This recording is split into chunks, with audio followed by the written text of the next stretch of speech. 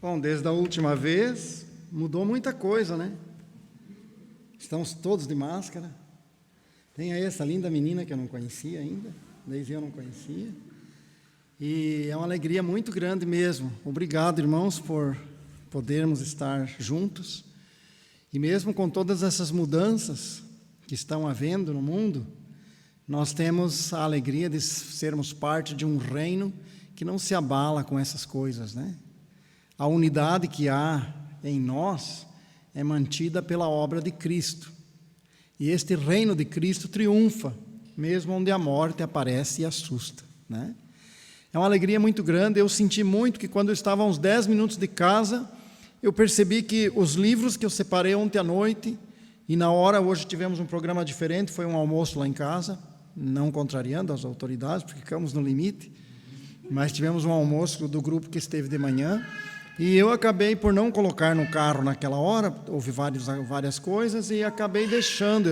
Eu tenho 10 livros de 3 títulos diferentes, que eu sei que a igreja aqui não tem ainda, e que talvez seria interessante cada família ter um, e acabei não trazendo. Eu estou dizendo isso porque eu já falei com o Pedro, pensando que era o João, porque estava de máscara, pensando que era o João. Eu disse, quando passar por lá, então falei com o Pedro, mas depois eu vi, não, é o João que eu tenho que falar para a hora que passar, ou quem passar, né, por Marinha Grande, poderá tomar um café conosco e trazer os livros.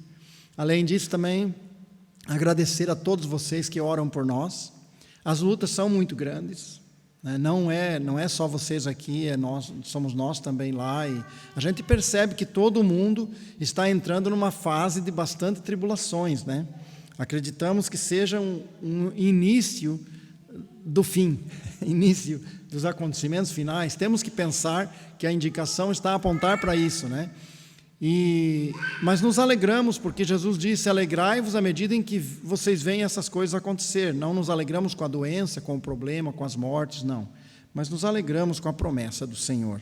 Queremos agradecer a vocês que oram por nós e dizer que estamos continuando os trabalhos, fomos um pouco limitados também, tivemos dias sem poder nos reunir, um período ali bem no início, fizemos via internet, como vocês também estão com a comunicação aqui, nós também fizemos lá e conseguimos manter a comunhão dos irmãos e temos alguns grupos familiares funcionando. Nós temos assim, para que vocês estejam informados, afinal estão orando por nós, nos apoiando com ofertas, e a gente não quer deixar de dizer o que está acontecendo lá, né, antes de transmitir a mensagem.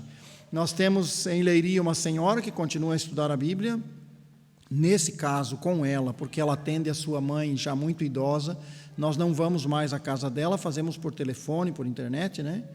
Temos um casal lá em Marinha Grande que continuam a estudar. Esse casal, o marido, esse homem chamado Janderson, tem muita convicção já do princípio de salvação, e acreditamos que se ele não se converteu, ele está muito próximo disso.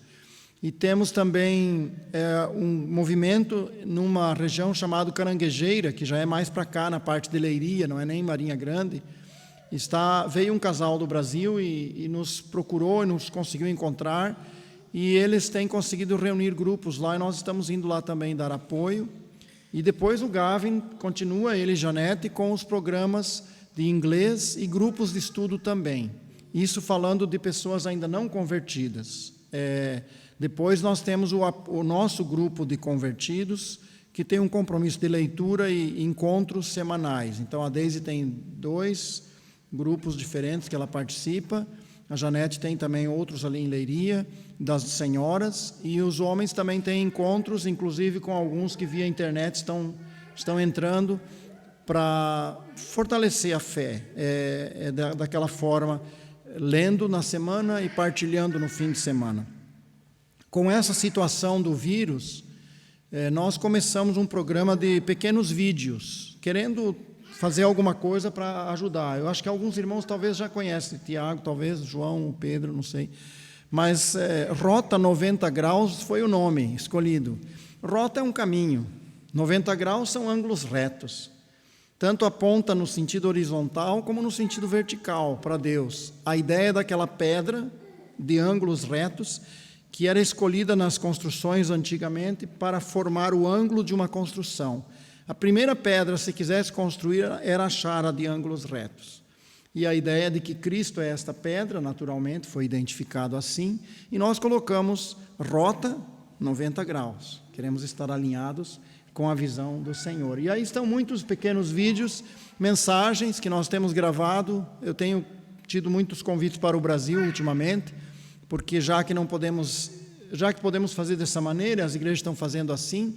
Até esses dias tive uma conferência de fim de semana lá com a igreja em São Paulo, e a gente grava e deixa aqui os temas, que são mensagens maiores, de 40 minutos, às vezes 50, e depois todos os pequenos vídeos. Se quiserem ver e se acharem que vale a pena, edifica, estimula as pessoas, transmitam para aqueles que são vossos amigos e que Deus assim possa usar para a sua glória. Em princípio, num geral, seria isso que a gente está hoje fazendo. E nós queremos, então, agora convidá-los a uma leitura que está em Isaías 46. Eu já esqueci onde é que liga. É aqui ou é aqui que liga, né? Ah, ok, muito bem. Isaías 46 é o texto que vamos usar. E eu gostaria que nós pudéssemos ler o capítulo, pois é um capítulo pequeno, e usarmos um dos temas que está aqui. O tema principal, ele se refere à história, porque ele apresenta a queda dos ídolos da Babilônia. Mas dentro desse contexto, Deus se revela como aquele Deus que carrega os que são seus. E é nesse sentido que nós queríamos caminhar nesse texto hoje, pensando nesse ser carregados pelo Senhor. Em todo o contexto que vivemos, eu creio que é bom olhar quando Deus faz afirmações assim, que Ele quer nos carregar em seus braços. Aqui está o capítulo 46, dizendo assim: Bel está abatido, Nebo se encurvou, os seus ídolos são postos sobre os animais e sobre as feras, as cargas dos vossos fardos são canseiras para as feras já cansadas. Juntamente se encurvaram e se abateram, não puderam livrar-se da carga, mas a sua alma entrou em cativeiro. Ouvi-me, ó casa de Jacó, e todo o restante da casa de Israel, vós, a quem trouxe nos braços desde o ventre, e sois levados desde a madre, e até a velhice eu serei o mesmo, e ainda até as cãs eu vos carregarei. Eu vos fiz, e eu vos levarei. Eu vos trarei e vos livrarei. A quem me assemelhareis, e com quem me igualareis, e me comparareis para que sejamos semelhantes? Gastam o ouro da bolsa e pesam a prata nas balanças, assalariam ourives, e ele faz um Deus, e diante dele se prostram e se inclinam. Sobre os ombros o tomam e o levam, e o põem no seu lugar. Ali fica em pé, do seu lugar não se move, e se alguém clama a ele, resposta nenhuma dá, nem livra alguém da sua tribulação. Lembrai-vos disto e considerai, trazei-o à memória, ó prevaricadores. Lembrai-vos das coisas passadas desde a antiguidade, que eu sou Deus, e não há outro Deus, não há outro semelhante a mim, que anuncia o fim desde o princípio e desde a antiguidade as coisas que ainda não sucederam, que digo, o meu conselho será firme e farei toda a minha vontade, que chamo a ave de rapina desde o oriente e de uma terra remota o homem do meu conselho, porque assim o disse e assim o farei vir, eu o formei e também o farei. Ouvi-me, ó duros de coração, os que estáis longe da justiça. Faço chegar a minha justiça e não estará ao longe, e a minha salvação não tardará, mas estabelecerei em Sião a salvação e em Israel a minha glória. Oremos. Pai, nós estamos diante desta palavra e nós somos apenas instrumentos e muito fracos, mas o Teu Espírito sabe como falar a cada coração. Fala conosco, ensina-nos, faça, Senhor, com que a Tua voz realmente seja muito mais alta do que as vozes que nos cercam neste mundo hoje. e que a Tua palavra possa mover nosso coração muito mais do que as preocupações do mundo hoje nos movem. E Tu sejas glorificado nesta noite. Nós sejamos marcados pela Tua palavra, tocados de maneira que a nossa vida seja edificada, levada a crescer na Tua graça e no Teu conhecimento. Oramos, Senhor, em nome de Jesus. Amém. Há um poema cristão, ou sobre a vida cristã, que eu creio que é conhecido de todos, mas eu quero citar porque aqui está relacionado ao tema. É aquele das pegadas na areia, aquela ideia daquele homem que, segundo este poema, sonhou que estava andando e tinham pegadas de duas pessoas, um era ele e tinha alguém com ele, que era o Senhor. E só de forma muito resumida, contando isso agora, lembrando isso, ele percebeu que em alguns momentos da sua história haviam só duas pegadas. E ele olhou outra vez e viu que eram exatamente os momentos mais difíceis da sua vida, que ele estava aparecendo duas pegadas só uma pessoa estava a andar ali. E ele pensou, então o Senhor me abandonou naquele momento em que eu mais precisava? Quando eu não tinha problemas, eu via que o Senhor estava próximo. E depois ele, segundo esse poema, ele percebeu que era ao contrário. Naqueles momentos as pegadas eram do Senhor e não dele. Ele estava sendo carregado. Esse texto aqui, ele fala da queda da Babilônia, mas é muito interessante que fala da queda da Babilônia quase 300 anos antes da queda. Aqui, Isaías viveu 700 anos antes de Cristo. E Babilônia caiu em 546. Eu estou aqui olhando as anotações e eu penso que eu não trouxe nesse anotação, posso estar enganado com poucos anos, mas se não me engano é 546 antes de Cristo que Babilônia teve a queda, passou para o Medo-Persa, que seguiu-se depois de grego e depois de romano, os impérios, né? Babilônico, Medo-Persa, grego e romano. E então Isaías estava falando quase 300 anos antes, que fosse 200 anos antes da queda da Babilônia, ou antes desse momento histórico em que Israel teria livramento de Deus. Aqui aparece claramente como Deus consolou o seu povo através dessas palavras, dizendo que cuidaria deles, dizendo que estaria com eles. Aqui está o consolo de Israel, mas também para nós, em qualquer época da nossa vida, nós podemos pensar que Deus também tem seu propósito e sua forma de agir, que nos dá proteção e segurança. Deus propõe essa completa entrega nas suas mãos, do nosso fardo a Ele, para que a gente consiga vencer os desafios. Veja como ele começa.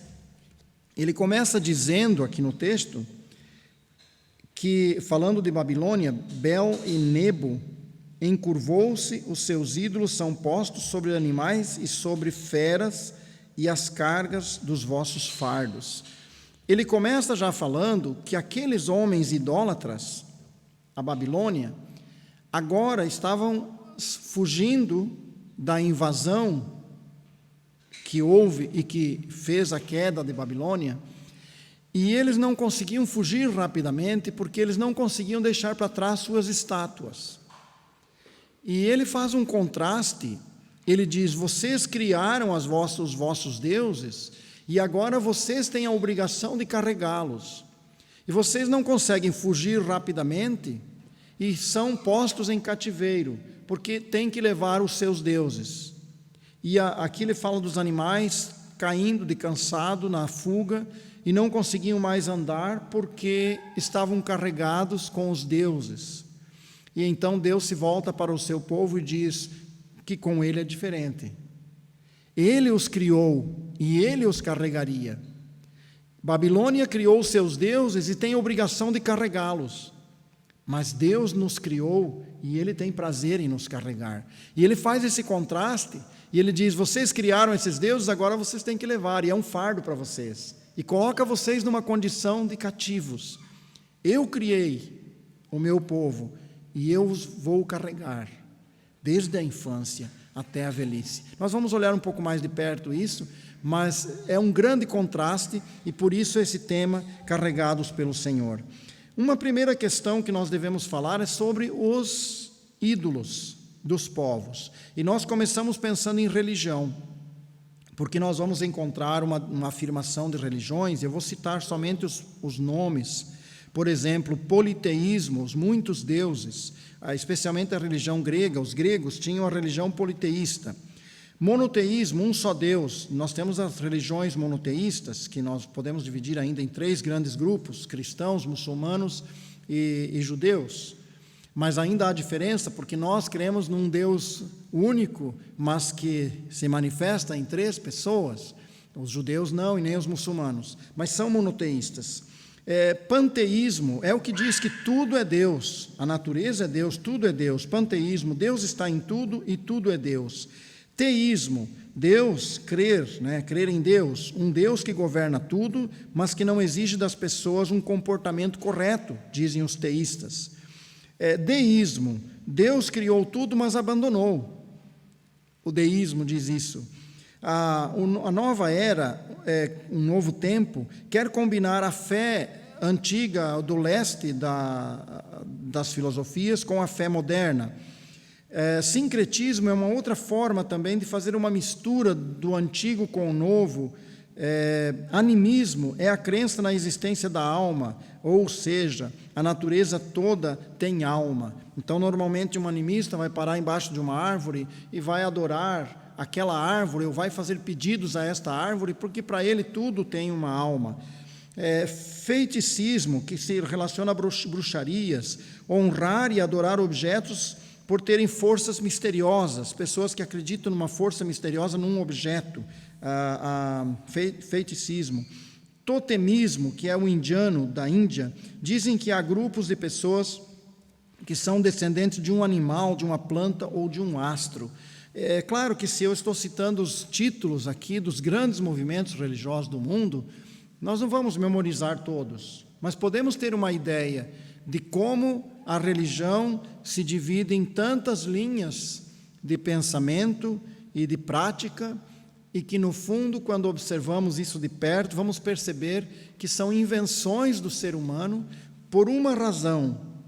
Eles criaram essas religiões para tentar resolver o problema que eles sentem e que eles não conseguiriam resolver, e eles acham que, através daquele ritual, conseguem vencer os seus males.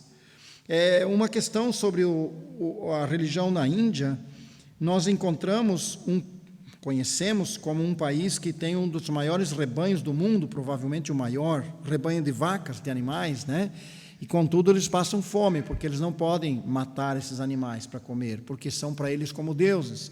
Você vê, às vezes, informações que mostram eles comendo junto com os ratos, os sacerdotes nos templos, dividindo a comida com as ratazanas, porque a ratazana é alguém para eles que morreu, que não se comportou bem e que voltou na forma dessa ratazana. Então, são coisas absurdas que o ser humano consegue pensar como religião, como regra, e depois isso se torna um fardo para ele. E depois ele se torna cativo das suas próprias regras. E é isso que Deus vem falar em Isaías 46. Ele vem dizer, nós construímos, depois nós temos que carregar. Nós criamos uma ideologia, um pensamento, uma prática, e depois nós vamos ter que carregar aquilo. Então, ele procura mostrar que ele nos criou e ele quer nos carregar, e que nós podemos aceitar os seus princípios, que esses vão nos libertar. É muito importante, quando pensamos nos ídolos, não só olharmos o aspecto religião, mas também olharmos que ídolos podem ser um objeto de confiança. Não somente uma personalidade, um ser, um santo, um anjo, mas um objeto de confiança, como um amuleto. Ou, como Jesus falou, o dinheiro. Uma pessoa pode se tornar escravo do seu dinheiro, ou escravo do seu amuleto. Ele tem que carregar o seu amuleto. da sorte, né, da força, do poder. Então, ele se torna obrigado, aquilo que ele criou como objeto, carregá-lo. E o dinheiro torna-se um ídolo também nesse sentido. Quando as pessoas se tornam escravas, com medo de serem roubados, com medo que o seu bem adquirido enferruje, ou que o ladrão leve, ou que o fogo destrua. Enfim, as pessoas vivem carregadas com as preocupações daquilo que se tornou o seu ídolo. Essa é a ideia que ele transmite aqui. E depois ele procura mostrar que é diferente quando cremos nele. Pensando em religião ainda, a Bíblia diz que religião é o produto da imaginação do homem. E eu gostaria de pensar um pouquinho nessa dinâmica da idolatria em si, que acontece dentro da maioria das religiões. A ideia de imaginar um poder ou uma força que seja superior àquela que me oprime. Então, uma pessoa está muito doente, ele procura ganhar poder em algum lugar para vencer a sua doença. Então, religião tem essa, no sentido da idolatria, tem esta, como produto da imaginação humana, tem a ideia de alcançar um poder que combata aquele que me aflige. Então, é por isso que algumas pessoas vão lá para um lugar em busca de um poder que resolva o seu problema. Eu estava ali perto de Nazaré, ao lado de subindo um monte que há ali, onde há uma estátua lá em cima, uma cruz lá em cima. Nós fomos lá e fomos fazer um vídeo desses pequenos vídeos, e tinha um senhor que subiu com uma criança nos braços, e ele subiu e desceu, e são escadas bem pesadas. Quando ele chegou de volta, conversamos um pouco, e ele disse que ele faz isso todo ano, para ir lá em cima agradecer à santa, ao ídolo que está lá, porque esta criança foi liberta de um problema quando ainda nasceu. Então agora, todos os anos, ele tem a obrigação de carregar esta criança para cima e para baixo, como uma forma de agradecimento. E, na verdade, na idolatria aparece essa dinâmica, né? Depois de perceber que eu tenho um poder que pode combater o mal que me aflige, assim pensam a imaginação humana, aí tem que pensar o preço. Quanto eu tenho que pagar para ter esse poder?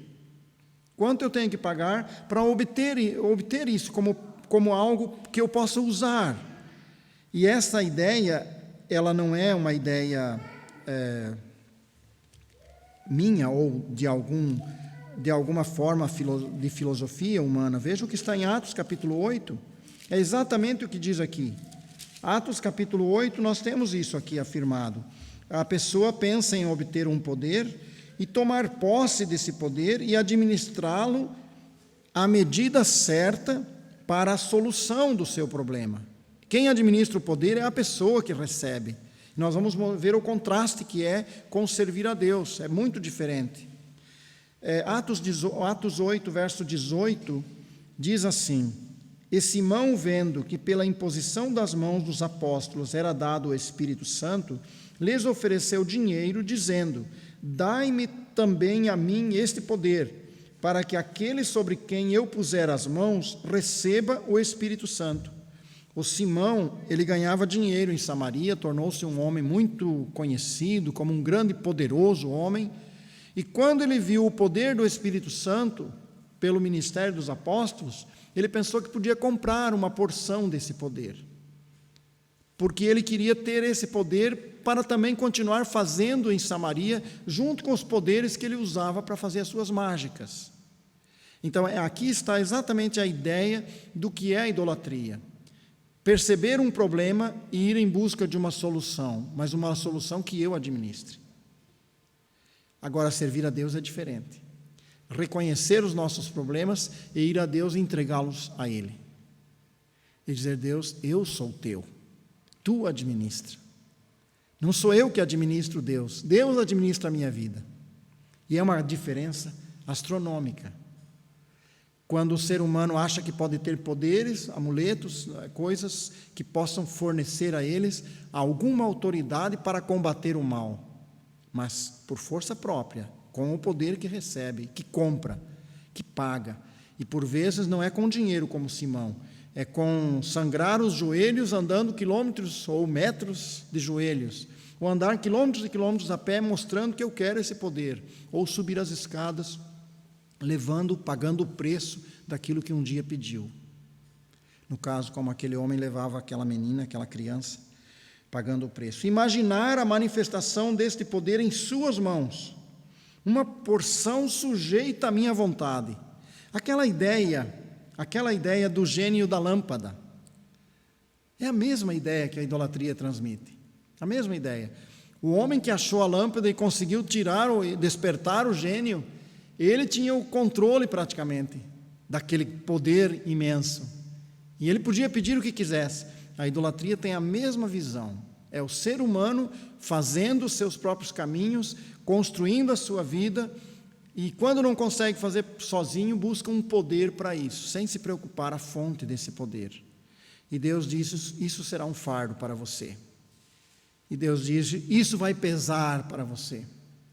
Falando ao mundo, falando àqueles que estão longe, claro. Estamos aqui agora pensando naqueles que estão agarrados a um tipo de idolatria, de ídolo. E ao ponto que ele mostra a Babilônia, que era a terra dos muitos deuses, e diz o povo babilônico que iria fugir e não conseguiria fugir depressa, porque não conseguia deixar para trás seus ídolos, e que a sua alma estava cativa. Ele não fala de corpo aqui, ele diz a sua alma estava cativa, porque além de perderem a liberdade no seu corpo, na sua vida, na sua sociedade, com a invasão do Império Medo-Persa, de Ciro, na verdade, eles agora estavam escravizados em sua alma. Então é interessante olhar isso. E eu gostaria de deixar aqui uma colocação, prática. Se nossa visão é de ter o poder, então estamos seguindo a dinâmica da idolatria. Mas se a nossa visão é nos entregar a Deus, ao poder dele, eu não estou querendo dominar o poder de Deus, estou me entregando a ele. Então esta é a visão bíblica do Deus verdadeiro. É quando ele diz, eu criei você, eu posso carregá-lo. Você quer entregar-se a mim? Então esse é o elemento central na vida cristã. É quando nós temos os nossos problemas e nós não tentamos arranjar as nossas soluções de qualquer maneira. Nós vamos ao Senhor, porque o Senhor nos criou em Cristo Jesus. Quando toda a solução dos nossos problemas são garantidas por um poder da nossa própria imaginação, estaremos nos tornando deuses de nós mesmos. E onde é que está fundamentado isso? Naquele texto que diz, confia no Senhor de todo o teu coração e não te estribes no teu próprio entendimento. Reconhece-o em todos os teus caminhos e ele endireitará as tuas veredas. Então, é nesse ponto que quando toda a solução do meu problema, dos meus problemas são garantidas por um poder da nossa própria imaginação, estamos nos tornando deuses de nós mesmos. Queremos nós mesmos resolver os nossos problemas sem perguntar a Deus. E eu creio que pode acontecer com os crentes isso também. Não é só com o incrédulo. Pode acontecer que nós começamos confiando em Jesus, entregando nossa vida a Ele, e depois de algum momento em diante paramos de levar a sério a oração e a busca de Deus e queremos construir a nossa vida com a nossa força, como se nós fôssemos deuses de nós mesmos. O salmista chegou a dizer, vós sois deuses. Quando uma vez quiseram apedrejar Jesus, porque ele disse que ele é Deus, e ele é mesmo, ele disse, não está escrito que vós sois deuses? Vocês sabem tudo, vocês conseguem tudo. E essa ideia é a ideia da idolatria, que passa a ser parte da natureza humana, que se separou de Deus e acha que pode construir os seus próprios caminhos. Vamos olhar um pouquinho sobre como é que Deus se revela aqui em Isaías. Nós podemos ver nos versículos 9 e o versículo 5 também, esses dois versos. Vamos ler o 5 primeiro, 46, 5. A quem me assemelhareis e com quem me igualareis e me comparareis para que sejamos semelhantes? Veja verso 9. Lembrai-vos das coisas passadas, desde a antiguidade, que eu sou Deus e não há outro semelhante a mim. Deus se revela no passado. Primeiro aspecto aqui, o Deus revelado no passado. Se nós queremos conhecer Deus, precisamos da revelação dele do passado. Nós não conseguimos entender Deus se não vamos em busca daquilo que ele se revelou já. Mas no verso 10 ele diz, que anuncio o fim desde o princípio, e desde a antiguidade as coisas que ainda não sucederam, que digo, o meu conselho será firme e farei toda a minha vontade. O Deus do futuro, né? O Deus do passado e o Deus do futuro. E depois ele usa mais um versículo, no verso 3 e 4, 2 versos, ele diz: ouvi-me, ó casa de Jacó e todo o restante da casa de Israel, vós a quem eu trouxe nos braços desde o ventre, e sois levados desde a madre. Até a velhice eu serei o mesmo, e ainda até as cãs eu vos carregarei. Eu vos fiz, e eu vos levarei, e eu vos trarei, e vos livrarei. Então ele fala do Deus que se revela no passado, o Deus que já nos mostra o futuro, e o Deus que quer nos dar garantia vitalícia. Ele diz, desde que eu nasci até eu morrer, Ele quer me carregar. Então, realmente é muito interessante que Deus revela para nós esse interesse, que nós conheçamos a Ele pelo passado que Ele deixou revelado. E se tivermos dúvidas, olhe o que Ele dizia do futuro, porque Ele diz, eu digo antes o que vai acontecer. Olhe o que Ele diz do futuro, comece a ver as profecias.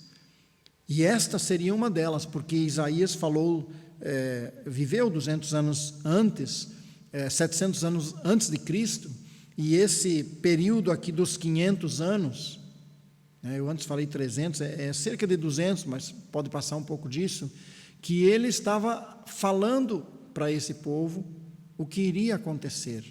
Eu fiquei imaginando como Deus se preocupava com Israel, ao ponto de deixar algo preparado para aquela geração que viria, vamos dizer, 200 anos depois. E eu fiquei imaginando como Deus já pensou naqueles que têm os seus netos já. E que nós podemos pensar na geração anterior, os bisnetos, os bisavós, tementes a Deus, que Deus já pensava lá no seu bisneto, preparando para eles já. Eu fiquei pensando em um caso como o nosso familiar, do caso do Brasil, né? A Deise vem de uma família que é alemã, e os seus avós serviam a Deus na Alemanha e foram para o Brasil. E Deus podia estar dizendo, eu vou cuidar até do teu bisneto. E hoje a nossa neta está lá na Alemanha, de volta. Deus trouxe ela para lá, está cuidando dela lá. Quem diria que isso aconteceria assim? Né? Meus avós foram da Rússia para o Brasil. Quem diria que Deus já não estava planejando que um dia nós faríamos o caminho de volta? Então, quando nós começamos a pensar nesse Deus que tem o passado revelado e que pode garantir o futuro, por que iríamos confiar no nosso próprio coração ou em algum outro tipo de informação dos deuses? Por que não iríamos nos entregar a alguém que conhece o nosso caminho e que já tem preparado lá na frente, anos à frente, dizendo, eu preparei o teu caminho lá. Eu contei algumas experiências aqui, e como Deus guiou, como Deus nos sentimos carregados. E eu acho que se vocês fossem contar as vossas experiências, cada um de nós contar, nós também iríamos contar de algum dia que de forma especial tornou-se perceptível a nós. Porque não é só quando eu sinto que Deus está sempre cuidando. A fidelidade dele não depende do meu sentir ou não. Ele é um Deus fiel. Mas há momentos que ele permite que a gente perceba, olha, eu estou carregando você. Agora mesmo, nesse período da pandemia, nós, com a mudança do nosso filho e neta para a Alemanha, eu acho que isso a gente já tinha falado com vocês, não sei, mas eles não puderam mais ficar aqui, foram para lá, foram no ano passado, no final do ano, e a Deise queria visitar a nossa neta, especialmente, sentia muito, porque uma criança de 9 anos ainda não sabia a língua alemã, e mesmo o filho e a nora. E a Deise foi, e depois estava essa situação, quando já tinha o problema, e nós ficamos pensando, e será que ela consegue voltar? Não vão fechar as fronteiras? E nós oramos e percebemos que podíamos ficar em paz, que o Senhor cuidaria disso. E foi muito interessante, quando a Deise veio, tinham acho que 7 pessoas só naquele voo, mas não cancelaram o voo. E ela disse, eu me senti cuidada por Deus, porque podia ter ficado lá numa quarentena, ter acontecido outras coisas. E nós podemos falar de coisas pequenas ou de coisas maiores, mais significativas, mas quando acontece conosco, tem um significado especial. E acho que é muito importante que a gente perceba Deus cuidando da nossa vida. E depois, quando ele compara os ídolos, vamos ler novamente verso 1 e 2, ele fala do peso dos ídolos e da libertação do Senhor. Aqui ele fala no verso 1 sobre as cargas, os fardos, a canseira, as feras já cansadas, bois ou cavalos, não sabemos, ou jumentos que carregavam. E ele diz, juntamente se encurvaram e se abateram, não puderam livrar-se da carga, mas a sua alma entrou em cativeiro. Deus mostra a queda desses ídolos para que Jacó, o seu povo, aqui Judá, mas chamado de Jacó, pudesse perceber que Deus é um Deus libertador. E depois nós vemos no verso 8 a chamada de Deus. Ele chama, ele diz verso 3, ouvi-me, ó casa de Jacó, e depois ele diz verso 8, lembrai-vos disto. Lembrar as obras de Deus. E depois ele diz no verso 5, nós lemos anteriormente, compare os deuses das nações e veja. Deus dá ao homem o direito de avaliar as obras de Deus e fazer uma comparação entre as obras dos deuses, dos ídolos. E daí você diz, pensa, talvez, não sei, mas se é um ídolo não consegue fazer nada. E é verdade que a estátua não consegue, mas o apóstolo Paulo fala que os demônios fazem a partir desta atitude de uma pessoa de confiar num objeto. Os demônios entram em ação, quer seja uma estátua, um amuleto, e muitas vezes os milagres podem acontecer, as coisas podem acontecer mesmo. O favor pode acontecer, só que é um favor vindo de Satanás, através daquele produto da imaginação humana. Deus aqui também revela qual é o mal desses povos. Veja o versículo 8 no final, quando ele diz, ó prevaricadores. Nesse texto todo ele vai citar dois males. Ele fala da idolatria, claro, mas ele vai falar de duas atitudes, de dois pecados em especiais. E aqui ele fala do pecado de prevaricar. O que é um prevaricador? O que significa prevaricar? É aquele que perverte e incita alguém a faltar com a sua obrigação no ofício ou na religião, segundo a definição de dicionário. É trair por má fé, corromper, perverter, é ser um mau exemplo. Em linguagem simples, prevaricar é ser um mau exemplo. E eu acredito que mesmo aqueles que querem servir a Deus, estão perto de Deus, em algum momento vão falhar e acabar sendo um mau exemplo, num certo sentido. Mas aqueles que fazem por mesmo desejarem fazer a sua própria vontade, desligados de Deus, e além de corromper o seu caminho, corrompe o caminho dos outros. Esse é o prevaricador. E é este que ele diz aqui, você fez um ídolo, ele diz no verso 5, aliás, no verso 6, gastam o ouro da bolsa e pesam a prata. Ele está citando como é que se produziu aquele ídolo. Então, um investimento muito caro para tornar aquilo um objeto de queda, de fracasso, de tropeço para muitas pessoas. Então, esses prevaricadores são aqui chamados por Deus a atenção para o arrependimento.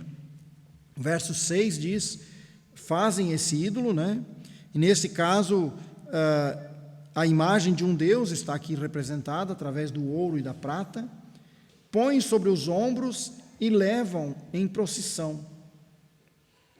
E ali fica em pé, do seu lugar não se move, e se alguém clama a ele, resposta nenhuma dá, nem livra alguém da sua tribulação. Então ele descreve exatamente o grande mal da idolatria, e ele diz dessa forma que esses homens pagaram um preço caro. O segundo pecado que ele menciona está no verso 12. Ele diz, ouvi-me, ó duros de coração, os que estáis longe da justiça. Então ele primeiro fala para o grupo que está corrompendo os caminhos, corrompendo outras pessoas através da idolatria, e temos que perceber que ele fala através do profeta. O livro é um livro para Israel também, falando da destruição de Babilônia, mas ele está falando aqui para judeus também, porque nesse tempo Isaías vai mostrar que muitos judeus cultuavam a lua, o sol e as estrelas, e tinham muitos outros deuses também. Não confiavam mais no Deus verdadeiro. Então ele chama a atenção para esses que estavam corrompendo o seu próprio povo, que foi a causa depois do cativeiro, na verdade, e que também estavam sendo chamados e tinham um coração duro. E eu creio que a gente deve pensar nesta hora, qual é a nossa influência onde nós estamos vivendo. Aqui ele fala do prevaricar, porque é a influência má, a má influência. Mas nós devemos ter uma influência onde estamos, uma influência para o bem, para libertar as pessoas. E eu creio que nós podíamos chegar a Deus e dizer: Deus, eu quero que me ajude a influenciar onde eu estou, influenciar o meu vizinho, o meu amigo, o meu colega de curso, de trabalho. Eu queria muito não ser um prevaricador, dar uma má influência, mas ser alguém que influencia para a tua glória. E esse é um dos aspectos que eu creio que é de muito valor aqui. Uma segunda questão é o segundo mal que ele apresenta, a dureza de coração. Muitas vezes os cristãos também se encontram em alguma decisão que não está certa e que a sua consciência diz que não está certa, mas eles endurecem o seu coração. E Deus, assim como falou com Israel, também fala conosco. Então são duas áreas que nós podemos aplicar à nossa vida e perguntar: Senhor, eu tenho sido duro de coração? O Senhor tem falado comigo e eu não tenho respondido bem, eu não tenho agido, eu não tenho deixado os meus caminhos, eu quero construir a minha vida do meu jeito e não deixo o Senhor guiar os meus passos? Eu estou confiando na minha sabedoria, confiando na minha inteligência, confiando no meu próprio entendimento, como diz Provérbios, e deixando de depender da tua direção e do teu poder? Será que eu tenho algum tipo de ídolo na minha vida? Um tipo de poder que eu quero, com ele, vencer os problemas? E eu acredito que é fácil verificar isso. É pelo peso que nós sofremos. Porque aquilo que nós criamos, nós vamos carregar. É quase como a lei da semeadura e da colheita. É quase a mesma coisa. Aquilo que nós carregamos, aquilo que nós construímos, o estilo de vida que nós construímos, pode ser uma vida liberta ou pode ser uma vida com um jugo pesado.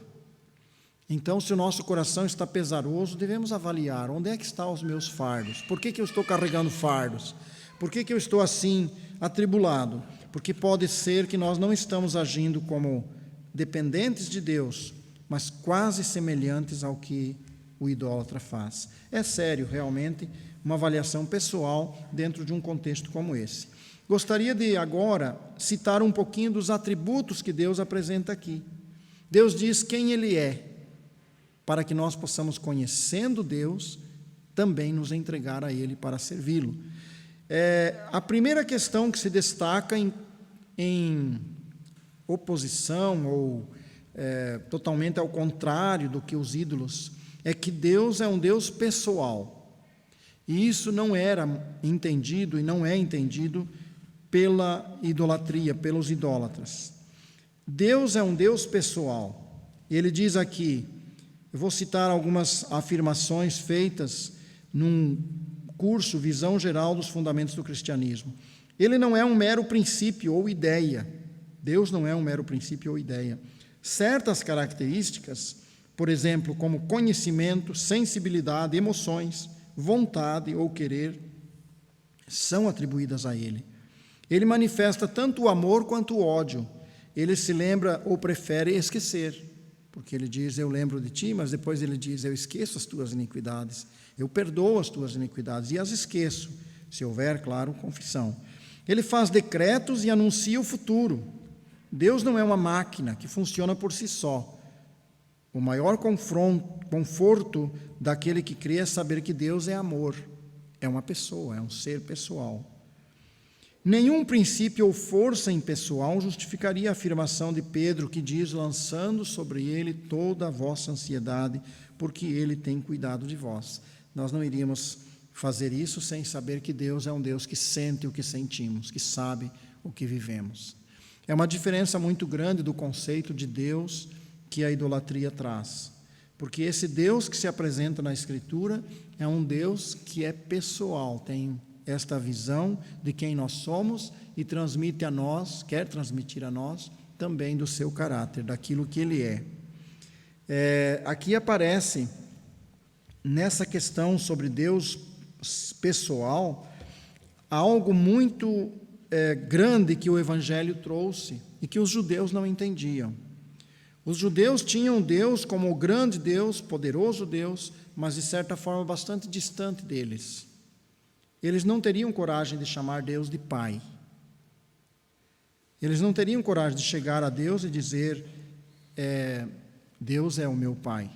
Acharam muito estranho que Jesus dissesse, embora Jesus podia dizer no sentido mais profundo, porque era filho de Deus, no sentido da mesma natureza, a mesma essência.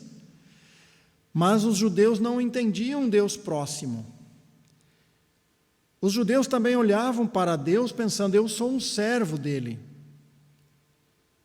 Era verdade, mas Jesus falou dos seus discípulos, eu não chamo vocês de servo, eu chamo vocês de amigos. Porque um servo não sabe o que faz o seu Senhor, e vocês sabem. Então nós vemos como Deus, esse Deus pessoal, quer se aproximar de nós e transmitir algo muito íntimo, muito pessoal. Ele quer entrar na nossa vida, perceber as nossas dores e nossos sentimentos, e depois Ele chega diante de nós para propor levar o nosso fardo, nos carregar nos braços. Então é muito diferente do que a idolatria, quando pensamos no Deus que se oferece de uma forma muito íntima, muito profunda. Agora vejamos o Deus soberano que se apresenta aqui em duas afirmações que Ele faz. Nós não enfatizamos ainda esta afirmação que diz no verso 11, que chamo a ave de rapina desde o Oriente. Quando olhamos expressões como esta, parece que não dizem muita coisa, até compararmos com outras. Olhe para o capítulo 45, verso 1. Capítulo 45, verso 1. Assim diz o Senhor ao seu ungido, a Ciro, a quem tomo pela mão direita para abater as nações diante da sua face e cingir os lombos dos reis, para abrir diante dele as portas, e as portas não se fecharão. Olhe um pouco mais abaixo, quando ele diz, verso 4, por amor do meu servo e de Israel meu eleito, capítulo 45, verso 4, de Isaías, eu te chamei pelo teu nome, pus o teu sobrenome, ainda que não me conheces. Você sabe quem era Ciro? Quando Isaías escreveu, Ciro não havia nascido. Quando Isaías escreveu, esse Ciro é o que iria depor o Império Babilônico, é o que ia vencer o Império Babilônico. Ciro não havia nascido, não sei se o avô do Ciro já havia nascido. Quando Deus diz, eu chamo a ave de rapina, porque esse Ciro não conhecia Deus. Ele cita 3 afirmações muito fortes. Ele diz, eu chamo a ave de rapina para combater a idolatria de Babilônia. E eu dei um nome a ele será chamado de Ciro. Esse homem que virá será chamado de Ciro. E ele será um instrumento para depor a idolatria babilônica, destruir o império babilônico, ainda que ele não me conhece. Isso se chama soberania de Deus. Quando Deus olha 200 anos para frente ou mais, e pode dizer, lá estará um homem com este nome, e ele será a minha vara, o meu juízo sobre os deuses da Babilônia, ainda que ele não me conheça. Então nós vemos que Deus tem o poder nas coisas pequenas, mas também nos grandes impérios, nos grandes reinos. E esse Deus tinha ali o seu pequeno povo, que foi levado cativo para a Babilônia depois, porque aqui no tempo de Isaías ainda não. No tempo de Isaías, a parte norte de Israel tinha sido levado pela Assíria, mas esta parte de Judá ainda estava na sua terra. E Deus dizia que ia ser levado, mas que Deus um dia interferiria para libertar. Soberano sobre os reis, é isso que nós vimos agora, soberano sobre os reis da terra. Quando nós temos vários exemplos disso, vou lembrar mais um. Vocês lembram no nascimento de Jesus, quando César fez um decreto dizendo que, acho que era César Augusto, fez um decreto dizendo que todos deviam se alistar. E esse decreto obrigou José e Maria a caminharem cerca de 100 quilômetros, viajarem cerca de 100 quilômetros naquela época, para ir até a cidade onde a profecia dizia: o meu filho vai nascer lá em Belém. E eles estavam lá na Galiléia, lá no norte. Por um decreto de quem? Do imperador. Deus domina os reinos. Independente do que está acontecendo no mundo hoje, Deus tem uma forma de controlar o nosso mundo e de conduzir o seu povo no meio dessa crise. Nós não sabemos o que virá agora, nós sabemos que estão preparando uma nova era, um novo sistema, e acreditamos que possa estar chegando lá. Nós sabemos que haverá uma grande tribulação, que Cristo virá buscar o seu povo. Deus anunciou o futuro. E nós devemos olhar o passado e olhar os anúncios do futuro, para conseguirmos colocar a vida nas mãos de Deus. Um outro atributo de Deus é que Deus é um justo juiz. Então, já falamos dos prevaricadores e duros de coração. Esse Deus revela que um dia vai tratar o pecado, e é por isso que ele pede o arrependimento. Um Deus que conhece todas as coisas. Capítulo 46, verso 10, ele diz assim: que anuncio o fim desde o princípio, e desde a antiguidade as coisas que ainda não sucederam, que digo, o meu conselho será firme e farei toda a minha vontade, no sentido da onisciência e do poder para executar a sua vontade. Que bom quando nós encaminhamos a nossa vida e o nosso coração para dentro do espaço da vontade de Deus. E a nossa vida segue nesse desejo. O que tu queres para mim, Senhor? O que devo fazer? O que devo fazer? Como eu devo fazer? Como eu devo agir? E nós somos daqueles que chegamos a Deus e dizemos: a minha vontade eu sujeito à tua vontade. E foi o que Jesus ensinou. Ele disse: seja feita a sua vontade. Então, quando é assim, isso revela a diferença de servir a Deus ou daqueles que servem a idolatria, que querem o poder para fazer a sua própria vontade. Nós queremos o poder para fazer a vontade dele. Nós queremos que ele conduza. Gostaria de finalizar com Mateus 11, 28 a 30. E exatamente esse texto é o texto que mostra a grande diferença entre servir aos deuses ou servir ao Deus das Escrituras Sagradas. Vinde a mim, Mateus 11, 28, vinde a mim, todos os que estáis cansados e oprimidos, e eu vos aliviarei.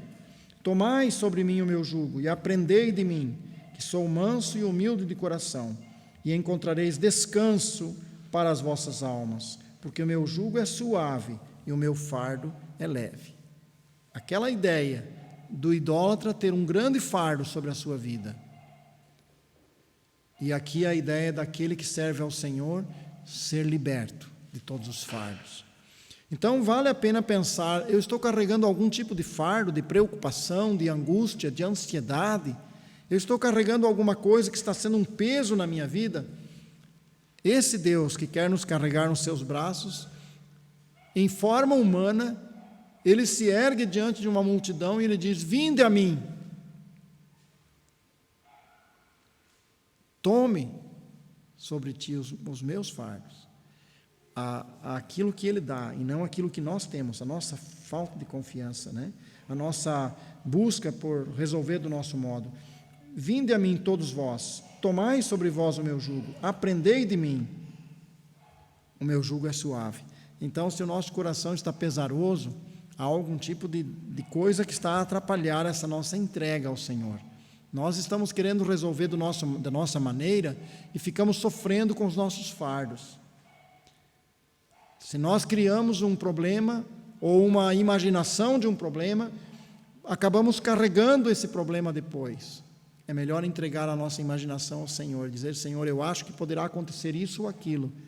Eu acho que o dinheiro não vai dar para o aluguel do próximo mês, mas eu trago a Ti, Senhor. Então, em vez de carregar o fardo, nós chegamos ao Senhor. E é dessa forma que Ele poderá nos carregar nos seus braços. É dessa forma que Jesus disse: eu posso carregar você, mas venha a mim. Venha a mim. E gostaria que ficasse como um grande desafio para nossas vidas, a gente pensar nesse contexto todo que nós vimos agora. Pessoas que Deus disse, vocês vão estar com um pesado fardo, vão ser destruídos, porque não confiaram no Deus verdadeiro. Que a nossa fé esteja firmado neste Deus, na sua palavra, e assim possamos viver uma vida liberta de todo o peso, inclusive agora dessa fase difícil. Quando a angústia aparecer, vamos chegar ao Senhor e dizer, Senhor, leva-me, conduza-me, eu quero a Tua voz, eu quero a Tua vontade. E dessa forma o nosso coração encontre a libertação, e assim possamos prosseguir. Não seremos cativos em nossa alma, mas libertos em Jesus Cristo. Amém.